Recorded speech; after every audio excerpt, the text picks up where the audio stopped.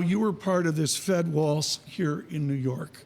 The idea of the social pressure and the tangible societal pressure to correctly have not everybody look like me.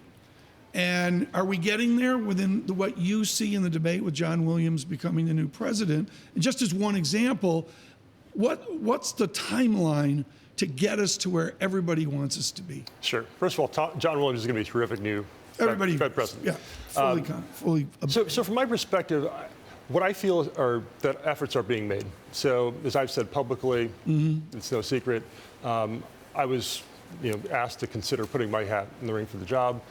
I said no. I'm happy being a professor, indeed emeritus. I've got research I want to do and family to take care of. But I do see an honest effort by lots of people to bring more voices to very important conversations, and it's very important. Right. But that effort, Dean, weights academic excellence. I once gave a quick speech at your Courant school. I was the dumbest guy in the room. And frankly, folks, the stereotype is everybody was male and from Bulgaria. I mean, that's what you get in quantitative finance. If that's the case, how do we drive forward the academics to get where we want to be? We've got to signal to our students that you can look different than the current profession and be successful. So I'll give you one tangible example.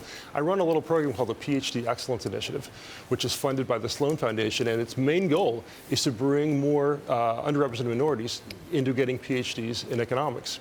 And but the only way you do that is if you create more people who see role models and say, hey, you know what, I can actually do that as well. I can be Tom Keene or I can be Peter Henry. Right, but Peter, how do you make the difference between, these declarations about diversity that are basically window dressing and the real deal? How can you really know if they're genuine? You've got to back them with substance. So if you want to create more students who go on to get PhDs in economics, you've got to teach them that they need to spend time in the Courant Institute, as Tom said, learning mathematics and developing the tools that allow you to become, whether it's a microeconomist or a macroeconomist, you've got to do the hard work. Chris Pisarides was just on, the Nobel laureate from LSE. The entry-level math exam, undergraduate at LSE, is a flunk rate of like 74% or so. The math hurdles of all this happy talk are brutal. How do we get more people that we want in the game to get the core math to get there? You've got to start early.